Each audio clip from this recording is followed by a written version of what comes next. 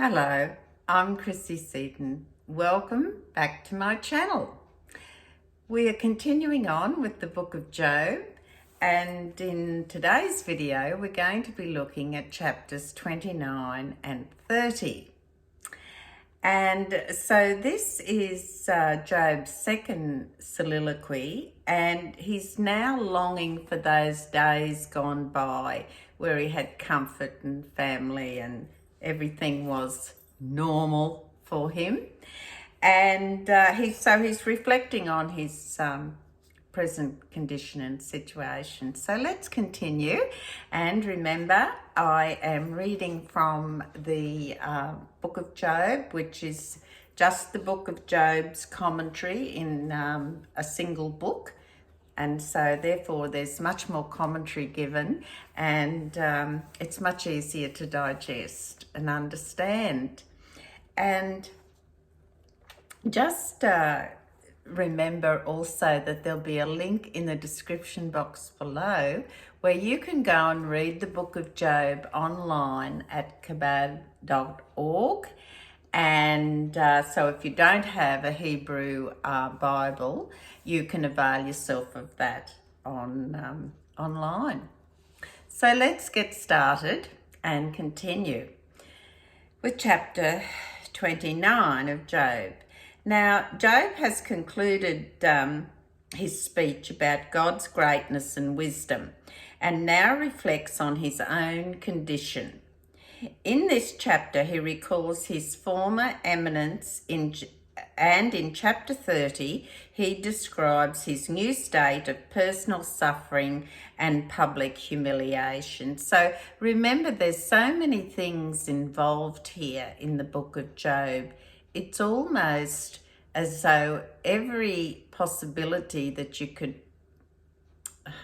stumble upon in life or have occur to you is covered in the book of Job. So therefore it's a great example for us to read and understand. And Job was a Gentile, so this is a book for all mankind to understand. And as I've said previously, we'll all see reflections of our own life and dilemma when we go through the book of Job. Now, and he goes on and says, if only someone could restore me to the times when I was a great man. Now, in verse 4, the explanation goes on. The verse 4 begins, in the days of my prime. And so Job longs for those days of his youth when his bright future lay ahead of him.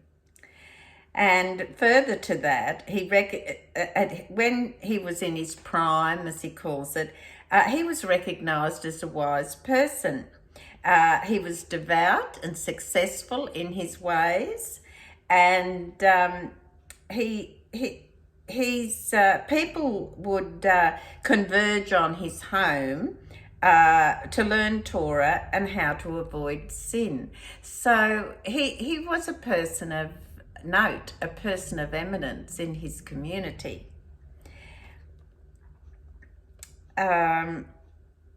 Now, verses 5 and 6, in there, Job describes his good years in lyrical type verse or poetic terms, and when Hashem was with him. And so great was his wealth and his luxury, etc., and all the wonderful things that he had. And now in verse 7, we go on to the explanation, and it says that in ancient times, the courts and councils would convene at the city gates. And we've talked about this before. Often they'll say, it sat at the gates, the city gates. And that's what it means. That was the expression. That's where the things of importance were discussed, where the elders and the esteemed people gathered, the important dignitaries of the city or the town. And so they're the dignitaries with Job among them would be seated on platforms. Job would be seated in a place denoting his distinction. In verses 8 and 9, we see that Job was held in such high regard that young people were awestruck. Even senior personalities in the community and surroundings and ministers would rise in respectful silence until he spoke first. So we're getting a picture of Job's position in his community, not just what he thought he was, but what his actual position was at that time. The above conduct of young and old was proof of my exalted position. Did you just see the cat go past? I'm cat sitting today, and I thought I would do a video while I was here. So that was Monty, the prince. Even senior personalities and ministers would rise in respectful silence until he spoke. Oh, I beg your pardon, I've mentioned that. Conduct of the young and old was proof of my exalted position, he says. My behaviour was so impeccable that whoever saw my conduct would testify to my moral superiority. Everyone would vouch for Job's integrity. Job describes that he did what he did to earn such universal admiration, and this comes through in verses from 12 to 17. Following that, whenever Job saw an unfortunate, helpless or persecuted individual, he would rush to assist him or her. Now, Ramban suggests that Job may have been a judge who rescued people from persecution, or an advisor who guided them when the law was on their side, but they were unaware of it. So I guess it's like in terms of legal aid, legal assistance, legal intelligence, legal counsel. Verse 13 says in the explanation, poor men would bless me because I voluntarily provided for their wives and their children. So he was doing all those righteous things in his community. Alternatively, the explanation could mean in the next world they would bless me because I cared for their widows and children. And of course we are commended, aren't we? That we should kindness, justice and mercy. And these are what these things cover. The unfortunate, the orphans, etc. Now in verse 14, the explanation says that righteousness became so much a part of me that it was like my garment which identified me.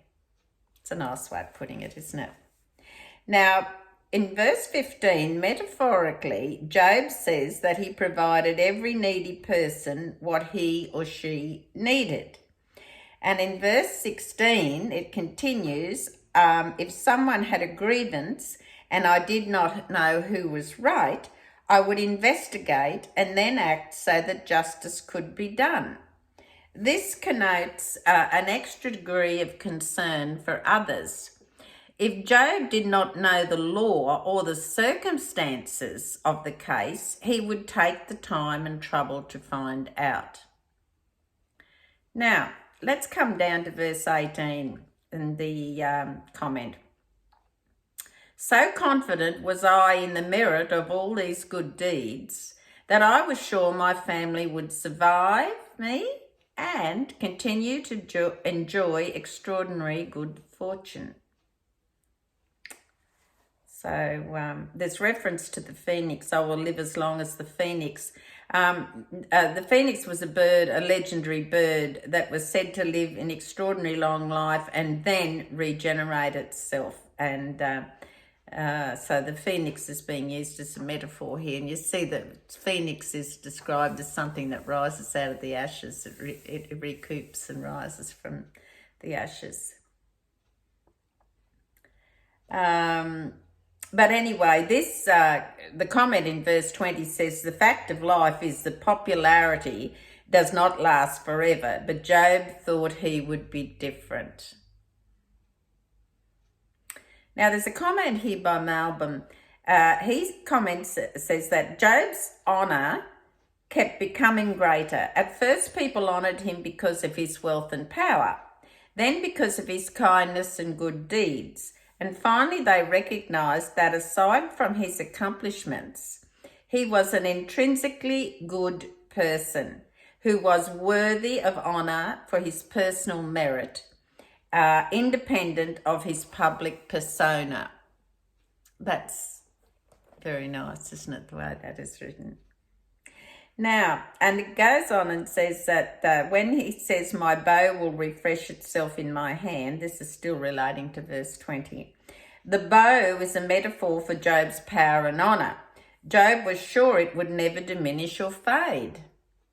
Now, verses 21 and 22, the comment, it was held in such great esteem that people sought my counsel, confident that whatever I advised would succeed.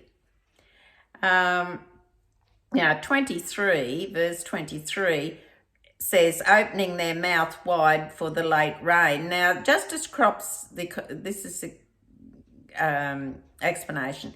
Just as crops are not content with the first rain, but long for the rains later in the season, so people long to hear everything I had to say. They never tired of my counsel. No matter how much I said, they opened their mouth as if it were to take in every drop of rain. Moving down now into verse 24, and the explanation says that they held me in such reverence that they took my every word seriously. They could not believe that I was ever light-hearted. It's a meaning that, they took him seriously, not to be a light-hearted individual. Goes on and says, they were in such awe of me that they would not permit themselves to develop an intimate friendship with me. Now, that's an interesting thing. So you can relate to that when you perhaps had a very impressive lecturer or teacher or mentor or something that was someone that was intrinsically important in the development of your being, of your thought, of your learning. You didn't treat them like your best buddy down the road that you played sport with or went to the hotel with or whatever it is you do. You were in awe of them, and you wouldn't dream of taking liberties with them because they were someone that was special to you. You looked up to. You accorded them every dignity and courtesy that you could accord them. Now, it goes on and says in verse 25, they were totally reliant on me. They conducted their lives exactly as I advised them. And then they would not make decisions on their own.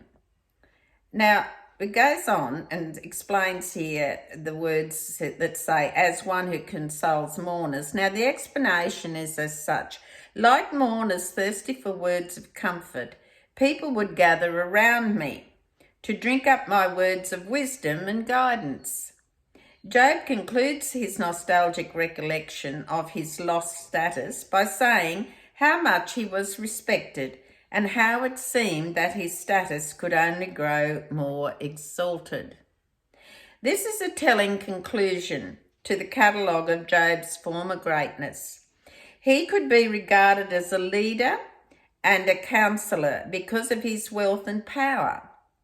But that would not be enough for mourners to be comforted by him. Consolation is emotional. A mourner can accept consolation only from someone who touches his heart. Thus, this is the most eloquent testimony of Job's greatness. How lovely is that? Very special. Now, we move in now to verse 30. Now, there's a little bit here to just explain. So in chapter 29, which is just what we've covered now, Job spoke of the almost unimaginable degree of prestige and success he had joyed before the Satan was given permission to cast him down to the depths. And remember, way back early in the introduction, we talked about the role of the Satan in this. In this chapter, he draws the extremely sharp contrast between his previous state and his current predicament. So he's, in a state of poverty, he's lost his family, etc., and not to mention the dreadful skin affliction. He's in extreme physical pain, physically and emotionally. It is illustrative that he begins his lament by saying that impudent youngsters from lowly families now ridicule him. In his former life, even such people were in awe of him. And this is mentioned in verse 8 of chapter 29. This emphasis gives an illuminating insight into human personality. Job was enormously wealthy and had many children. Yet humiliation seemed to hurt him more than all his losses and suffering. An early work records that Job was asked what was the worst of all his catastrophes that had befallen him, and he answered that my enemies rejoice at my suffering. Do you know, we come across people like that in today's society, don't we? Someone who's very great and stands out and has done wonderful things, and for some reason or other, they're not the flavour of the month anymore, and people are actually delighted that he's torn down or she's torn down or discredited or whatever. They don't even want to pay attention. That individual could have done 100 good things, wonderful, righteous things, and there's one hint of a slip up somewhere and suddenly the walls fall in. Human nature, incredible, isn't it? Now, verse 2, the description describes the lowliness of the above family. So degraded were they that Job would have considered them too weak to safeguard his flocks. Or alternatively, they had not gained the maturity and wisdom that usually comes with age and experience. Verse 3, the explanation, suffering from poverty and hunger, these people would flee from their cities to dark, desolate, uninhabited places because they were ashamed to face anyone. Normally, suffering people would turn to their neighbours for help, but these families had such base characters that their neighbours would not have taken them in. Now, verse 4. There is a reference here. It begins and says, and juniper roots would be their food. Now, homiletically, the sages state that one who interrupts the Torah's study to engage in mundane chatter will be punished in the afterlife by being fed burning coals of juniper root. Now, this is a measure for measure punishment. The reward for Torah study is that their souls would be warmed and enriched. Conversely, therefore, the retribution for rejection of Torah study is painful, harmful heat. Just going to move down now to an explanation about the verses from 9 to 15. Now, having described the utterly contemptuous nature of these families, Job laments pitifully that even the lowest of the low now revile and torment him. Throughout history, such degraded people have been enemies of the Jewish people, dehumanizing and humiliating them. And unfortunately, we still see elements of that continuing to this day. Very, very sad. Verse 9 explanation says, now the tables are turned, they revile and torment me. And verse 10 explains, so much do they disrespect me that they spit in my face. Now, verse 11, Verse 11 begins by God has loosened my bowstrings and afflicted me. Now this explanation says God has made me powerless to defend myself. Using the metaphor of his weapon being disabled, Job laments that God not only inflicted suffering on him, but made him vulnerable to his tormentors. It goes on and says that my base tormentors no longer felt subservient to me. So, and verse 12 highlights the fact that even adolescents show me no respect. They even get in my way and push my feet aside as if I have no right to walk normally. Alternatively, they stab my feet. You know, this is a moment to pause and say how you behave as an adult in the presence of your children, how you treat people, and how your children witness that and interpret it, gives them a pattern to follow. So it's very important for us as parents and grandparents to always set a good example in the presence of the ears and eyes of younger generations, especially starting when they're little children. We must not allow them to see us being rude or unkind or unrighteous. Otherwise, they begin to think it's normal behaviour. Now, we go on here with verse 13 and there's some explanation. Now, verse 13 says, they have repudiated my virtuous paths. Now, in other words, my enemies prevent me from doing what I wish. It goes on and says, those who wish to defame someone will cast aspersions, true, on his motives. They will claim that he pretended to do good, but really he did evil, or they deny that he ever acted virtuously. Gossip. People have always got an inside story on something. Oh, let me tell you, I know exactly what happened. You know, when someone does that, you think,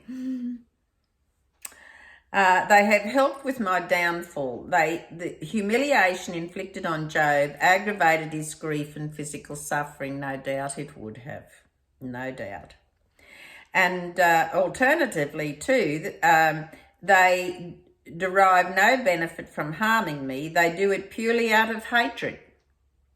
Malbim has on an entirely different understanding of the verse and says, in his despair, Job is lashing out at his three friends.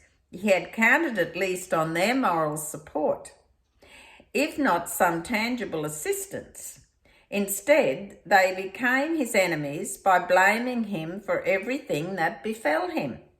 None of them gave him any help, material or moral.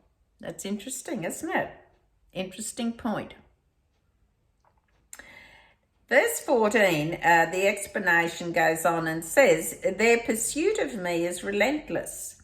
So do my enemies charge at me. So it's this flood, this onslaught of, negativity, of demeaning him and ridiculing him, and not all these things, as well as all the physical pain and losing his family. Now, verse 15 explanation continues here. Nobility refers to the human soul, because man's soul is the essence of goodness and noble conduct. The terrors constantly pursuing Job robbed him of his innate goodness and hope for salvation.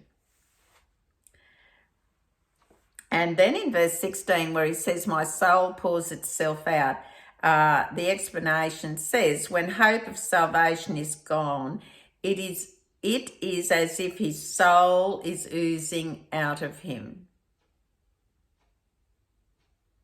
It would seem that way, wouldn't it?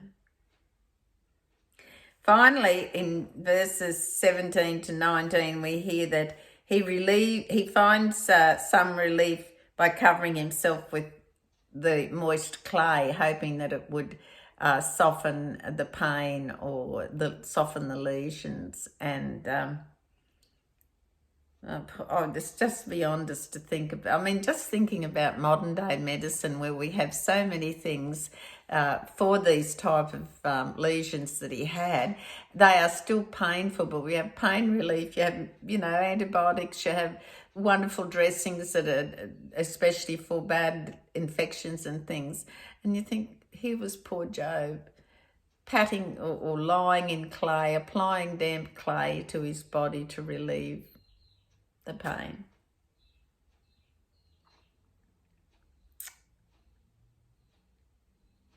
According to Malbim, during the day, Job had some respite from his sufferings, but only enough to keep him alive for the ordeals of the next night. The dark of night symbolises hopelessness, while the rising sun symbolises hope and optimism. Job laments that his plight is like an endless night without hope. Verse 18 says, its intensity makes me change my garments. Now, we just explain here, again, the severity of this affliction. My skin was covered with scabs, pus, and oozing wounds. It makes my garments wet and filthy, and it increases my pain. So I constantly change them, but the new clothing only repeats the cycles. According to Rambam, the pain of Job's boils and painful skin condition made it agonizing for him to even wear clothing. It would. Anything that touched him would have been painful. So let's move over now. And verse 19 says, to relieve the pain, I immersed myself in clay, hoping that the moisture would soothe my wounds. So let's look now. We're going to look at verses 19, 20 to 21 are kind of interlinked. So I'll read the commentaries continually for that. Now, starting at verse 20, I cry out to you, but you do not answer me. Now, Job despairingly addresses God. I cried out for relief, but you did not respond. Instead, you scrutinized me. Not only did you not relieve my suffering, you scrutinized me to determine how to increase my suffering. Now, alternately, the word, it could mean, applies to both halves of the verse. I tried everything to evoke your compassion. I cried out in prayer, but you did not respond. So I stopped crying out and remained silent, hoping that you would see my plight and help me. But you did not scrutinize me, i.e., you continued to ignore me. It continues on now. We're looking at verse 21. And verse 21 says, you turned to be cruel to me. Now, Job continues his plight. He contrasts in contrast to the blessings of God that granted him all his life, God has suddenly become forcefully cruel.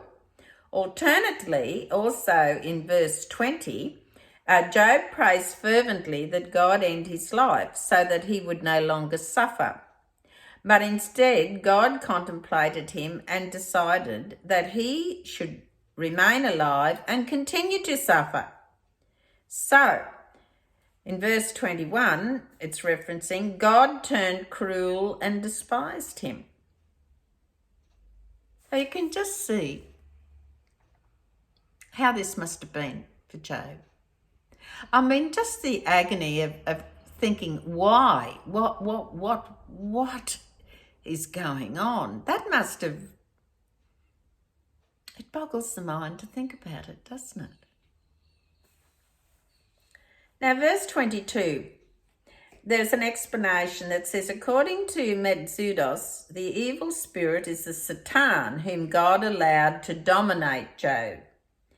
Alternately, it could be rendered as wind, meaning I am as helpless as if you had let the wind carry me off to my eventual death.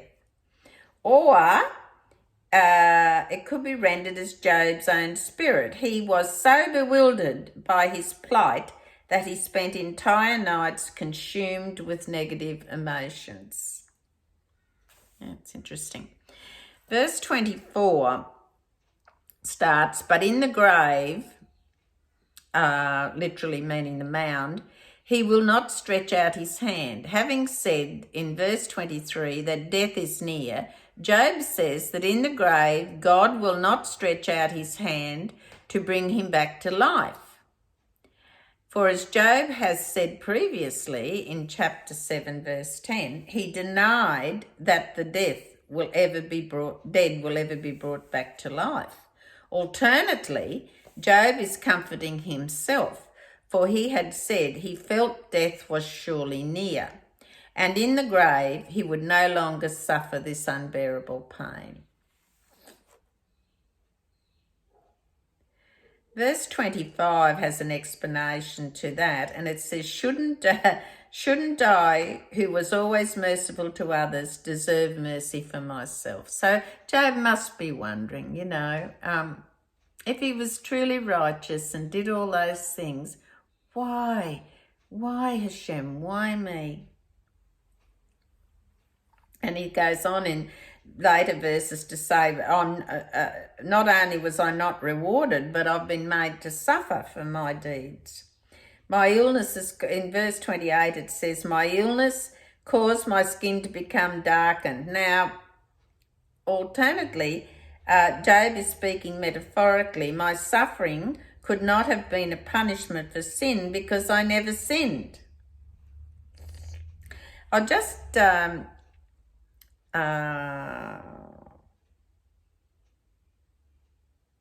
Job 29 says, Job's screaming was like that of jackals and owls that constantly emit mournful sounds. According to Ramban, these are birds that do not utter a sound even when they are in pain. Accordingly, Job compares himself to a mourner who is too devastated to even make a sound. Now, verses 30 to 31 conclude, Job concludes his descriptions of his transformation from a revealer to a sufferer. From a reveler to a sufferer. Like many intensely grief-stricken people, he alternates between uncontrollable weeping and stunned silence. So there ends chapter 30 that we're covering in this video. So as we get further along, are you on the journey with Job? But also, do you recognise the behaviour of other people in the book of Job? And it's perhaps crossed your mind that maybe you did that once, or maybe you've had that done to you. So this is what I mean about Job having so many beautiful, although painful, layers. It is a book we can all relate to in some form or fashion. I defy anyone to go through the book of Job and not find something that you've said, I understand that. I know how they're feeling. I can understand how he feels. So this is why I say for Gentiles, for all mankind, Job is a marvellous book, and especially for Gentiles, because it's something we can relate to and understand. Things that go on in the world for all mankind. So he's a book for all seasons, Job. Thank you so much again for watching this video and visiting my channel. Please don't forget to subscribe to my channel. Please leave a comment. I'm always happy to answer questions. And please bear in mind what I've said, how valuable the book of Job is to us as a reflection on our own life and life in general, and also examples of how we can improve, how we can learn things from the book of Job. So my friends, please take care and God bless.